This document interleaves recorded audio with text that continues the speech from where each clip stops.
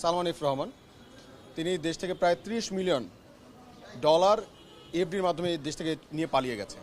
তো আমাদের মনে হচ্ছে কেন যেন এরা যদি কোনোভাবে আর একটা দিন সময় পায়, একটা দিন সময় পেলে দেশের বিভিন্ন ব্যাংক থেকে এসআরএম গ্রুপকে তারা কিন্তু দেখা যাচ্ছে বিভিন্নভাবে পায়তারা করছে। এছাড়াও যখন শেখ হাসিনা যে চলে গেছে বাংলাদেশ থেকে, তখন কিন্তু সে যে গেছে তার নেতাকর্মীরা কিন্তু জানতো না যে সে চলে যাবে, পালিয়ে যাবে। তো দেখা গেছে যে আওয়ামী লীগের অনেক নেতাকর্মী যারা দেশটাকে লুটপাট করে টাকাটা ব্যাংকে সেভে রেখেছিল, তাদের টাকা কিন্তু এখনও ব্যাংকে আছে। তো তারা যদি কোনোভাবে এই টাকাটা ব্যাংক থেকে তুলে নিতে পারে, এই যে যারা এখন ডিজিরা আছে তাদের মাধ্যমে যদি তুলে নিতে পারে, তখন দেখা যাবে কি এখন দেশটা মোটামুটি এখন স্থিতিশীল পর্যায়ে আছে। টাকাটা নিয়ে যাওয়ার পর এটা যেরকম টাকা দিয়ে মানুষ কিনে নিবে, টাকা দিয়ে অস্ত্র কিনে নিবে, তখন আমাদের দেশের যে মানুষের জানমালের নিরাপত্তা বিঘ্নিত হবে।